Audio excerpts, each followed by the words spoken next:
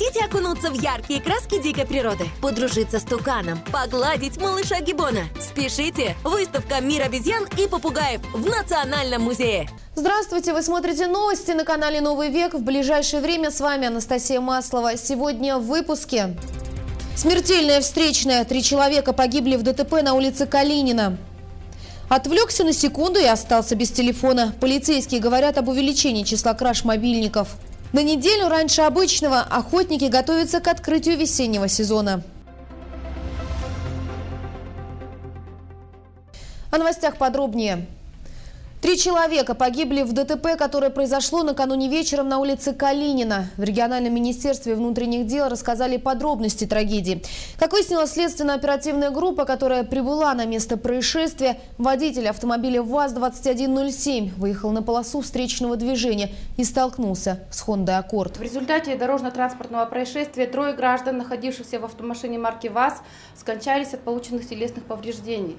В настоящее время полиция устанавливает личности погибших и все обстоятельства данного происшествия. Следователям Следственного управления МВД по Республике Тыва проводится предварительная проверка на признаки состава преступления, предусмотренного частью 5 статьи 264 Уголовного кодекса Российской Федерации, нарушение правил дорожного движения, повлекшее по неосторожности смерть 2 и более лиц.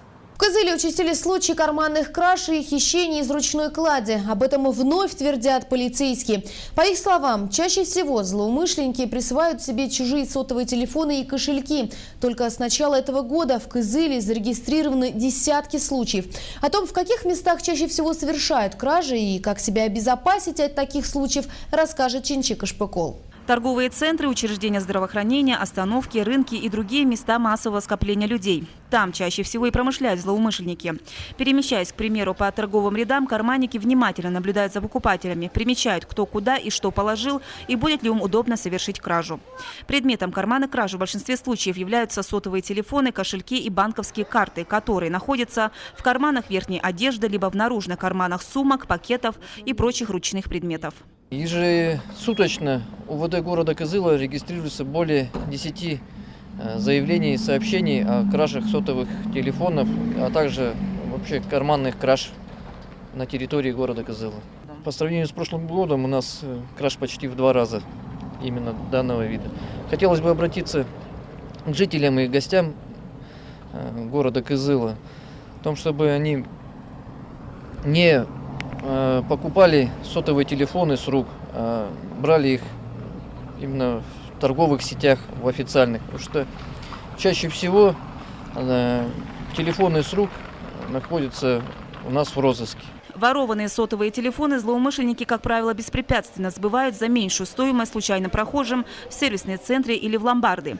Мы решили проверить один из ломбардов Кызыла и сбыть телефон без паспорта. Кто?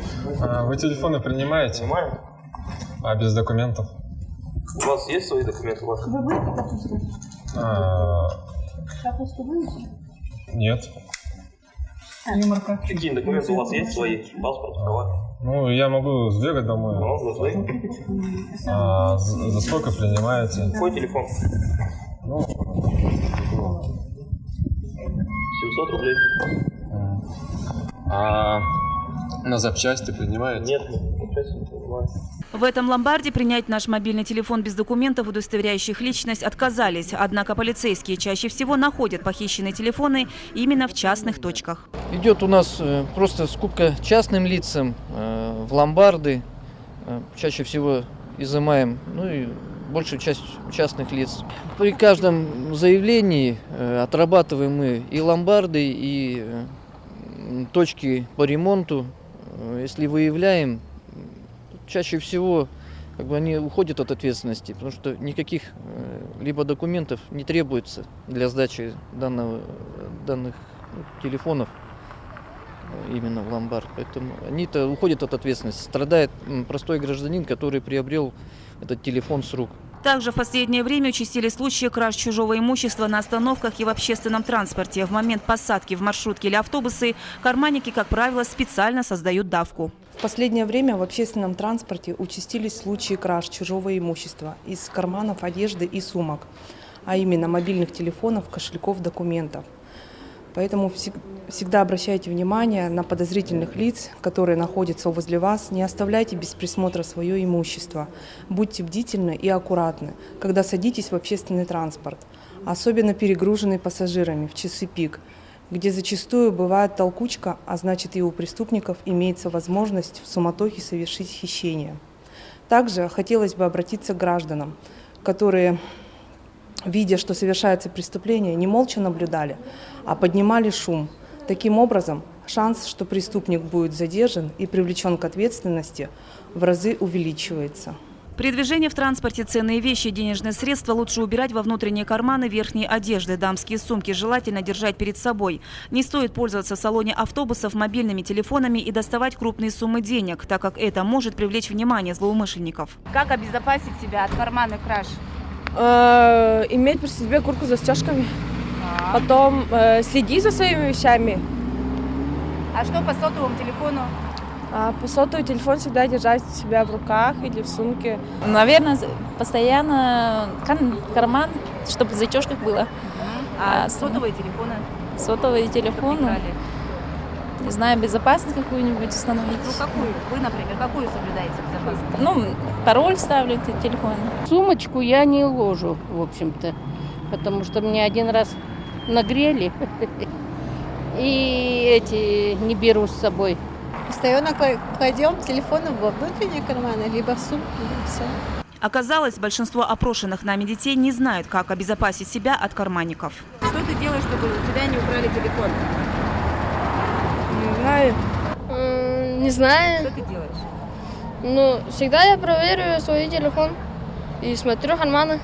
Я тогда ухожу в школу, я телефон ложу в сумку или кошелек тоже.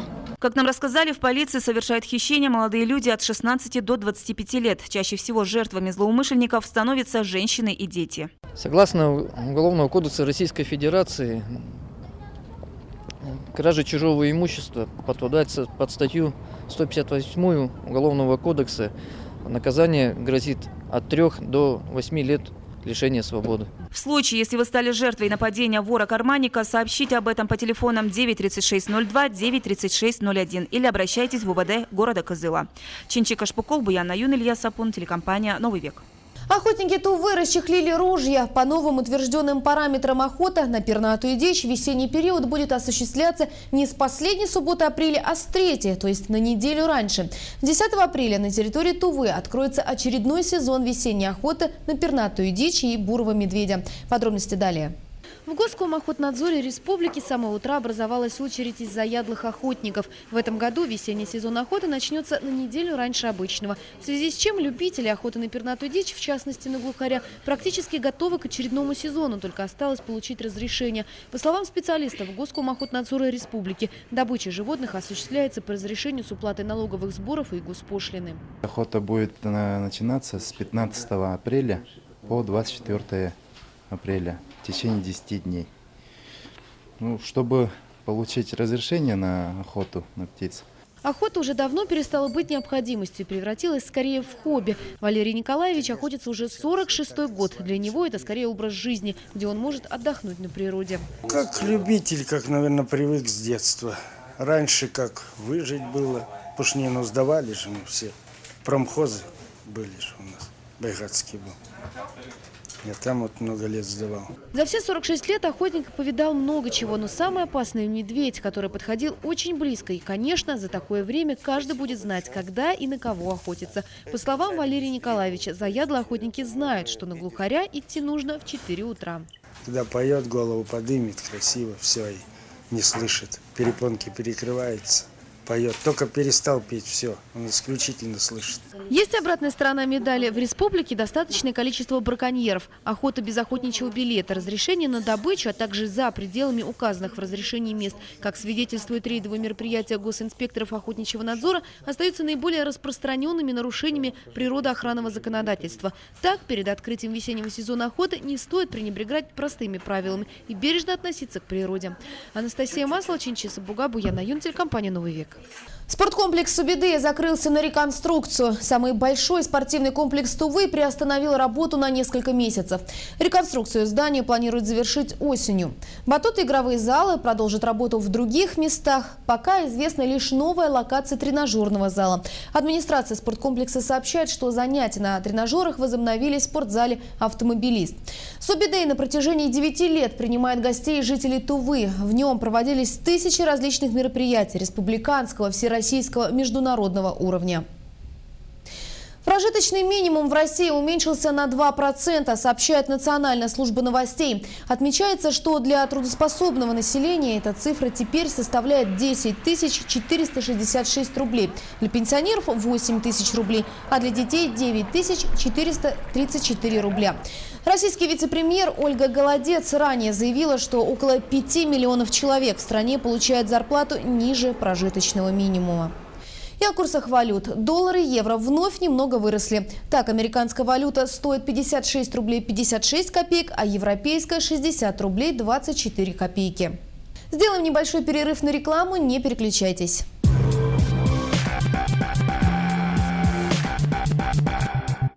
Устали от серой зимы? Мы раскрасим вашу жизнь яркими красками. Муниципальный жилищный фонд города Абакана объявляет акцию на готовые квартиры по адресам Крылова 85 и Жукова 89. Стоимость квадратного метра от 33 тысяч рублей. Купить квартиру реально. Главное, не упустите момент. Предложение ограничено. Компания «Дверной арсенал» предлагает сторожевые двери «Бульдорс». Отличная защита вашего дома по доступной цене. КСУ Аюна Курседи 54. Бабушка знает, где что покупать. Помидоры на рынке, а мясо у Семеновны. Технику-то дешевле в интернете. Смотри. Ноутбук Asus диагональю 15,6 дюймов по интернет-цене 26 990 рублей. РБТ.ру. Для тех, кто всегда у руля. Для тех, кто ставит задачи и принимает решения. Для самых главных людей на Земле. 15% годовых. Выдающийся кредит для выдающихся людей. Банк Восточный.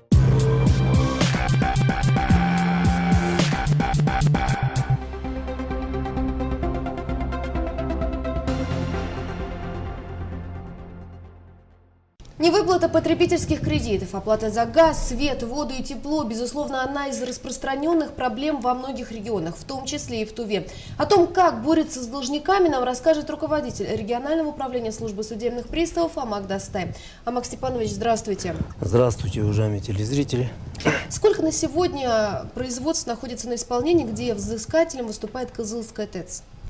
Конкретно по Кызылской ТЭЦ у нас на сегодняшний день в исполнении находится более чем 3000 исполнительных производств, если быть точнее, это на 3800 исполнительных производств на более чем 217 миллионов рублей. Как происходит взыскание по таким направлениям? Взыскание по направлениям в отношении должников, задолжавших поставщикам теплоэнерго ресурсов происходит как практически со всеми категориями лиц, которые оказались в статусе должника. То есть в отношении них применяются меры, конечно, принудительного характера, но прежде чем приступать к мерам принудительного характера, служба судебных приставов ведет, опять же, здесь стоит оговориться, совместно с поставщиками теплоэнерго, электроэнергии, профилактическую работу. Это вот опять же выход в социальные сети, выход через средства массовой информации, индивидуальное какое-то уведомление для категории граждан, которые пользуются и не хотят оплачивать.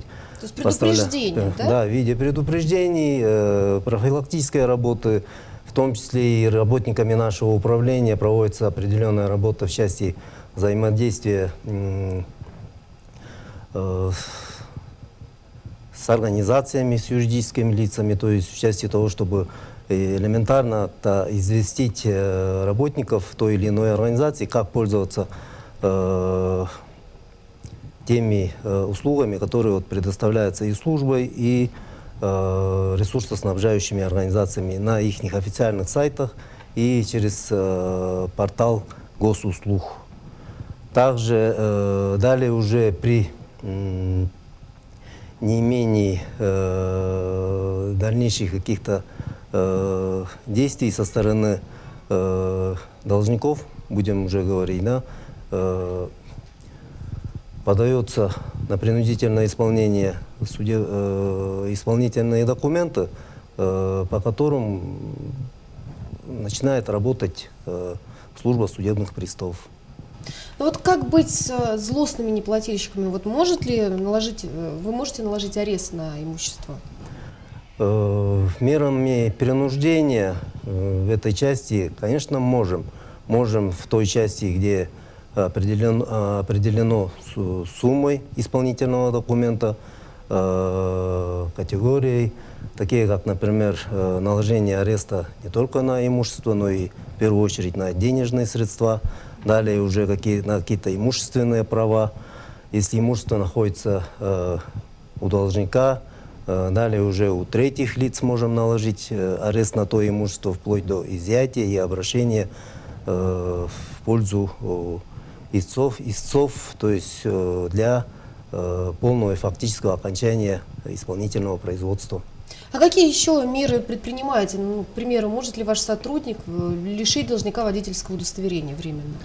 К сожалению, в этой части федеральный закон 340, который вступил в силу с 15 января 2016 года об ограничении специальными правами должников в части воздействия именно вот по категориям должников в сфере топливно-энергетического комплекса, она не действует. Там основной уклон данного федерального закона, он направлен на социальную сторону исполнительного производства. Это такие категории исполнительных документов, как взыскание алиментов, взыскание ушербов от преступлений, вот такого характера категории исполнительных документов. А действует ли для них запрет на выезд за границу? Выезд за границу действует в отношении всех категорий исполнительных документов, но с единственной оговоркой, чтобы задолженность была более 10 тысяч рублей. Прецеденты у нас уже были? Конечно. Да? Много ли у нас таких невыездных? Вот на сегодняшний день действует более чем 548 постановлений об ограничении права выезда за пределы Российской Федерации именно по категории должников, где взыскателем выступает конкретно Козельская ТЭЦ, например, да? А как быть, если человек не может он чисто физически оплачивать коммунальные услуги, задолженность уже большая, но не может он? Вот как быть в этом случае? В этой части, наверное, прежде всего надо обратиться к ресурсоснабжающей организации, что вот фактически надо реструктуризировать, то есть идти на встречные меры, в том числе и, конечно, к судебному приставу-исполнителю, для того, чтобы пристав-исполнитель определил и задокументировал текущее финансовое состояние должника, а дальше уже за субсидированием, за дотацией, покрывание вот этих образовавшихся задолженностей оформлять и соответствующим образом выходить на органы исполнительной власти субъекта Российской Федерации, то есть муниципалитетов, субъектов.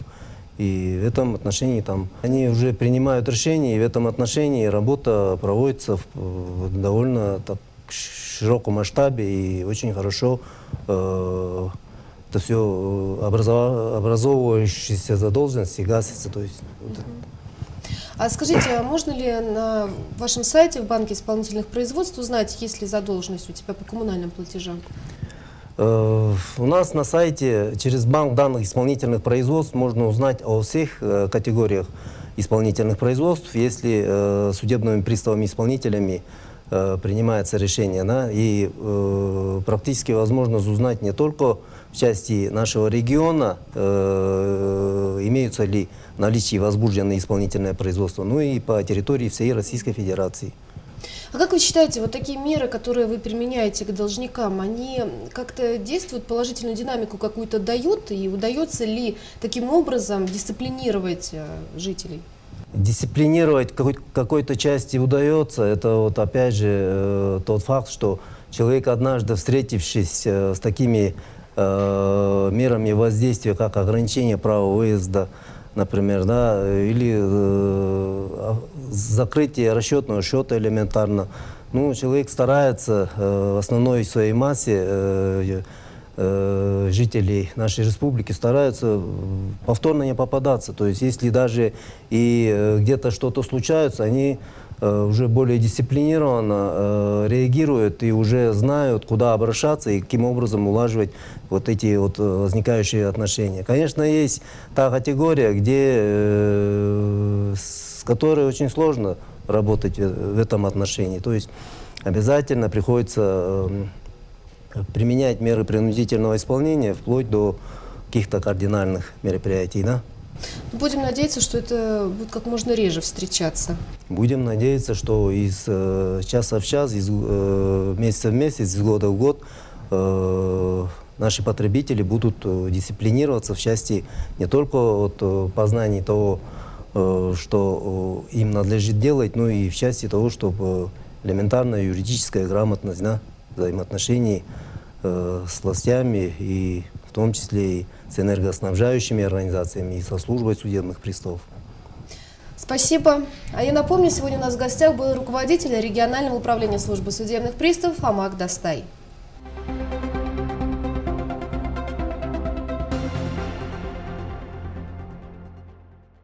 В Кахемском районе под лед провалился автомобиль. Такова была легенда учений. Спасатели, сотрудники службы гражданской обороны и чрезвычайных ситуаций, медики, различные структуры отрабатывали свои действия в случае возникновения происшествий на льду. Подробнее Диана Баян-Багус. Автомобиль, несмотря на запрет, выехал на тонкий лед и провалился в воду. В машине находились водитель и один пассажир. Спасатели-водолазы вытащили из ледяного плена пострадавших. Авто также подняли. Пострадавших передали медикам, а сотрудники ГИБДД обеспечили безопасность дорожного движения. Такова была легенда проведенной тренировки. Учение организовал отдел безопасности людей на водных объектах Главного управления МЧС России по Туве.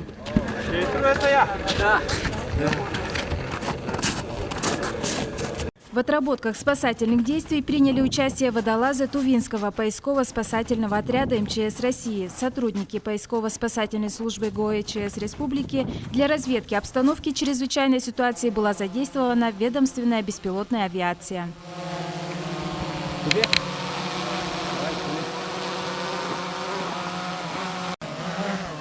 Спасательные мероприятия в рамках учения проводятся каждый год для обработки практических навыков. Сегодня спланированы и проведены тактико-специальные учения на переправе Карахакская. Это место у нас выбрано не случайно, потому что здесь ежегодно, даже после закрытия переправ, люди продолжают их использовать, ледовое покрытие, что чревато несчастным случаем при провале машины под лед или пешеходов. Хочу обратиться к населению республики, а также к гостям нашей республики, не выезжать на машинах на ослабевший лед. В случае выхода пешеходов на лед не выходить одним, используя средства спасения и все меры предосторожности. Берегите свою жизнь.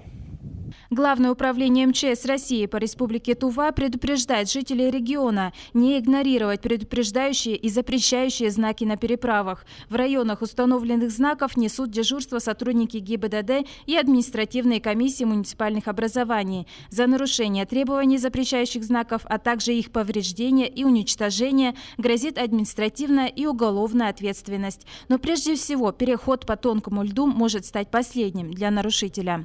Диана Баян-Багус, Илья Сапон, телекомпания «Новый век». Кикбоксер из Тувы Кежик Мангуш стал чемпионом России. Сборная Тувы сейчас находится в Чечне, где проходит чемпионат России по кикбоксингу среди юниоров и юниорок 17 и 18 лет. В соревнованиях принимает участие более 500 спортсменов. Среди них ведущие кикбоксеры России, чемпионы мира и Европы. В весовой категории 54 килограмма в схватке за золото встретились Хамид Пасхаев, представитель Чеченской республики, и Кежик Мангуш, спортсмен из Тувы. После зрелищного поединка наш спортсмен взял верх над противником и стал чемпионом России. Победители в своих весовых категориях поедут на чемпионат мира и Европы. Напомню, что соревнования в Чечне стартовали 2 апреля, а завершатся они 6 апреля. Сейчас рубрика «Новости короткой строкой».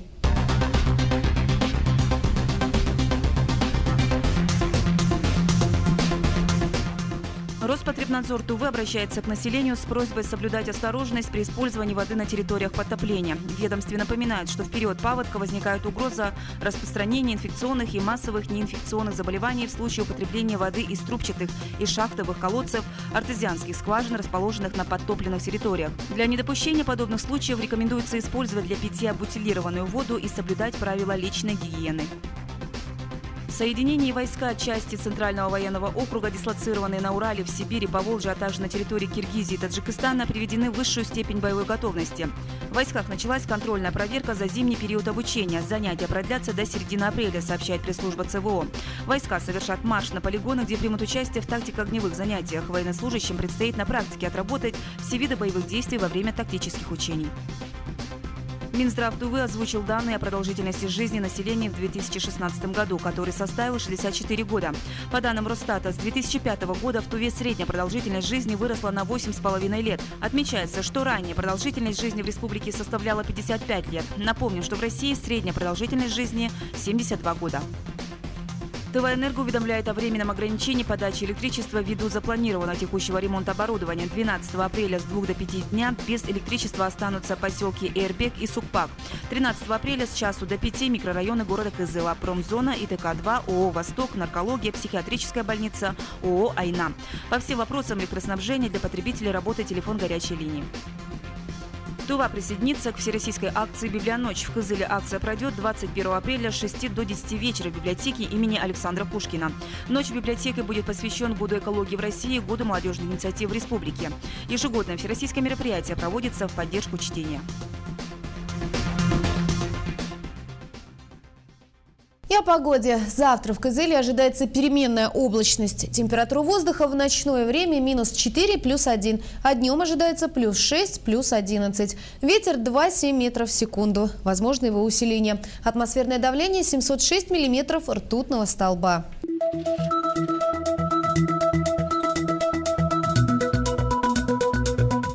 По сообщению Гисметео, в предстоящие сутки в Туране погода ясная, без осадков. Температура воздуха утром -5 градусов, днем +2, +7. В Вородане ясно, без осадков. Температура воздуха утром -8 градусов, днем +3, +8. На Полке погода облачная, временами осадки, ветра нет. Температура воздуха утром -7 градусов, днем 0, -5. В Танзбе облачно, без осадков. Температура воздуха утром -10 градусов, днем 0, +5. По всей трассе проводятся дорожные работы, проезд удовлетворительный.